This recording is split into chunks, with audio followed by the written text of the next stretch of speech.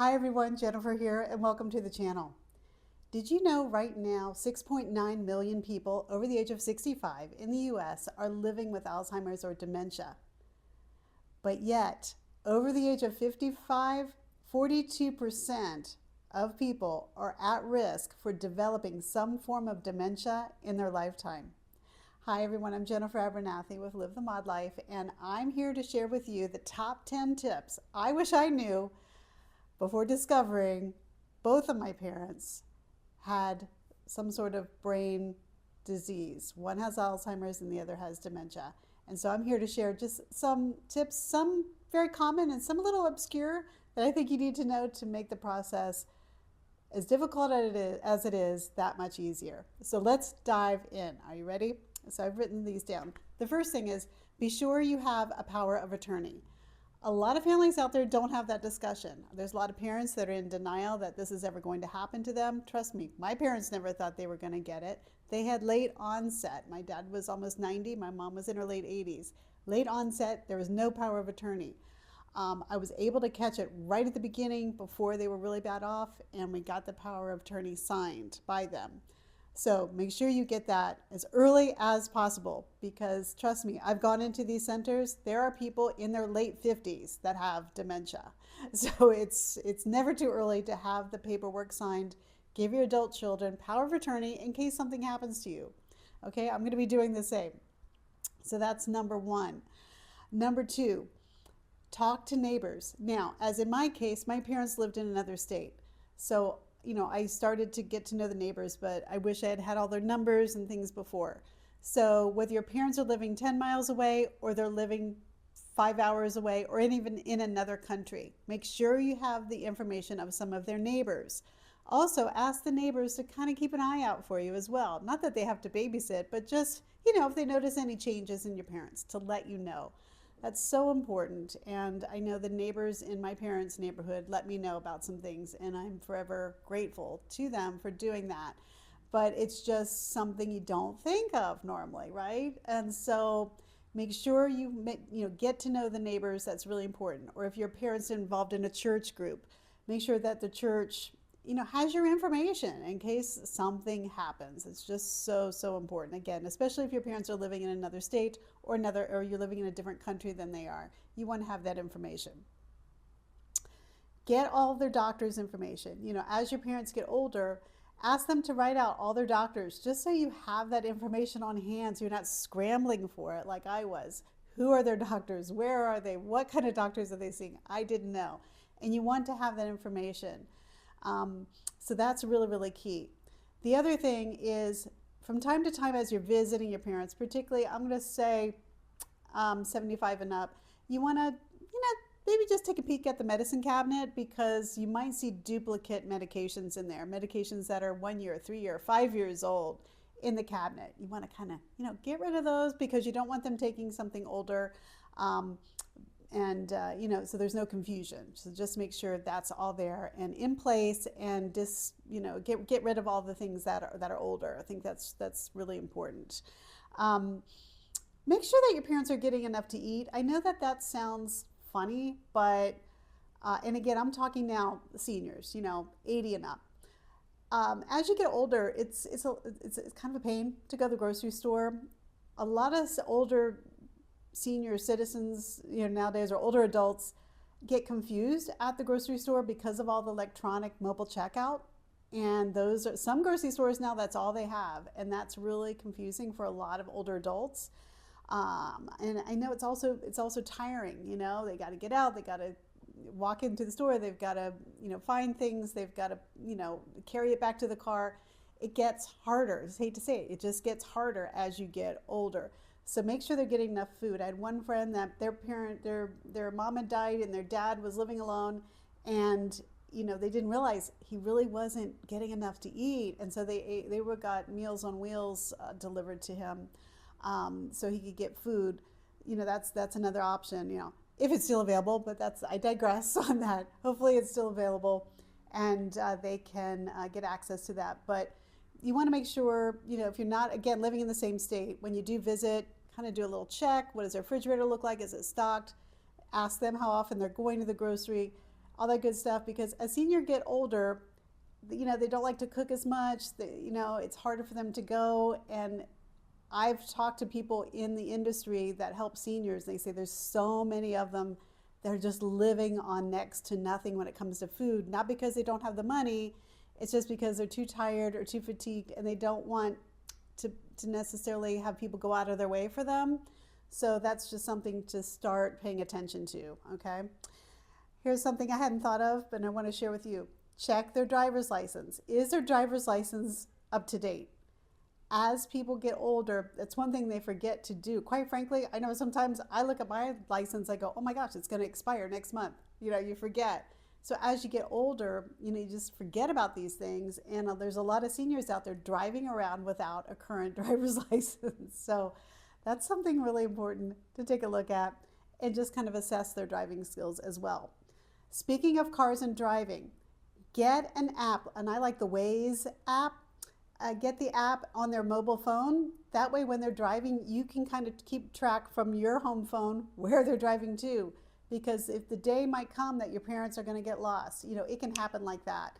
That they're driving one day to the same location that they've gone to for the past 10 years, and they get lost, and they take a wrong turn, and they're going down that road, and no one knows where they are. So you want to keep track. That happened in my case. I got a call at 2 a.m. in the morning from the North Carolina State Police saying that my dad was lost.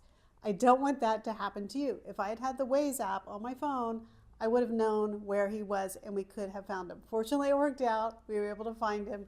But, I think this is just something that we can all do. We can use the technology that's here, use the apps that are here to help us. And it just gives you that peace of mind. Oh, there goes mom. She's going to, church on Sunday. I can see her driving. Whether you're 3,000 miles away or 3 miles away, you can keep track. So that'll help you a lot. So do that. Next, get access to their banking. That was something that my mom did do well before, she started having any memory issues. Get access to their banking, because senior fraud is so common. They're getting calls all the time, from scammers. They just are. And, some of them are really, really good, and it's getting harder and harder to tell which ones are legit and which ones aren't.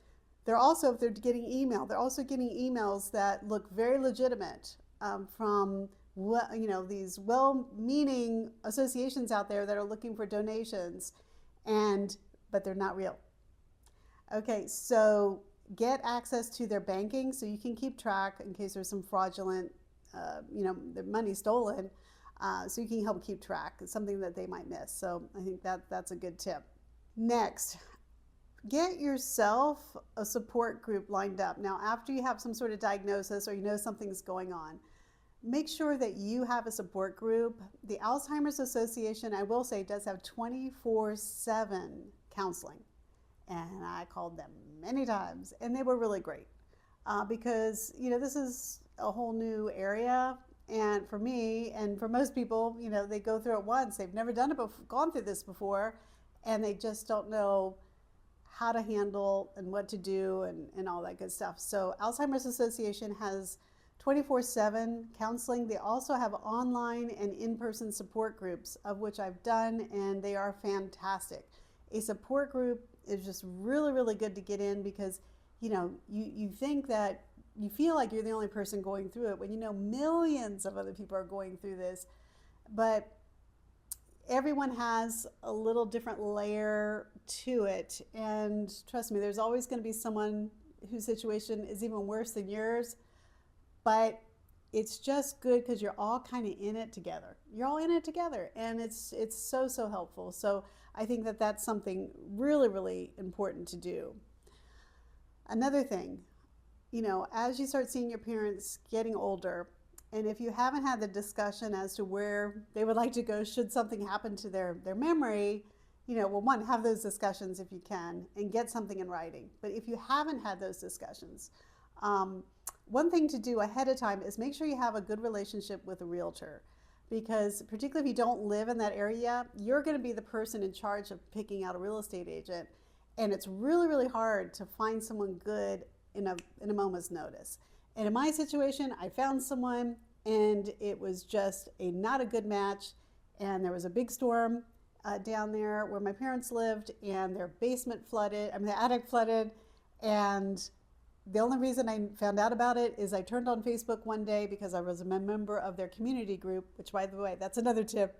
Join their community group on Facebook so you can kind of keep an eye on what's going on in their community, particularly if they're out of state. And I noticed that the National Guard was in their neighborhood because it had flooded by these torrential rains. And so needless to say, I had to get a new realtor. And so have a realtor ahead of time.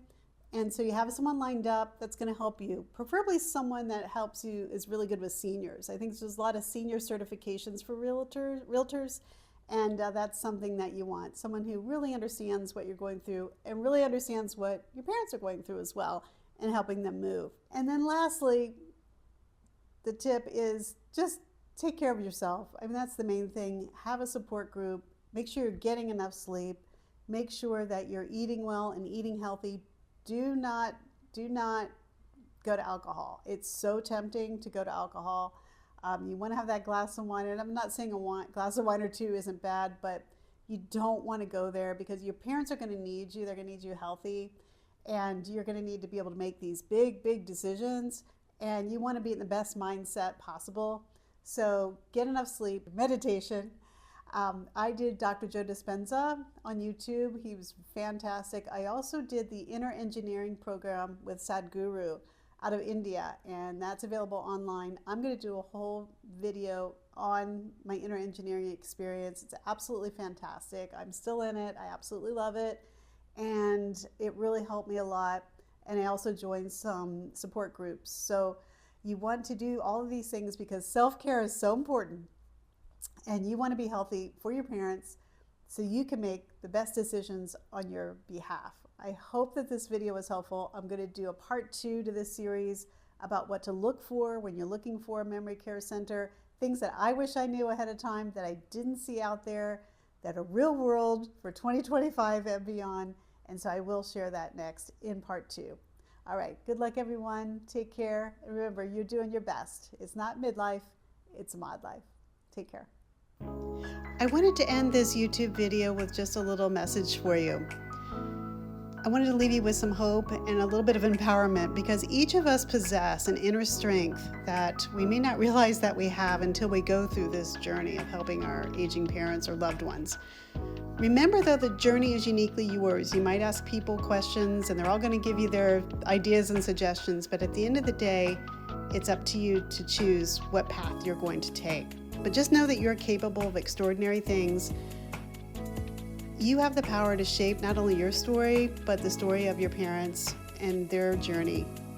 So as you leave here today, carry the knowledge that you're resilient, you are valuable, you are unstoppable. Take care of yourself as you're going through this process. That is so important.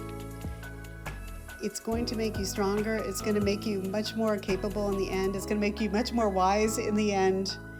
And others are going to look to you as being fearless and unstoppable as well. Keep your chin up. A new future is ahead. Take care. And remember, it's not midlife, it's Mod.Life. And you can do this.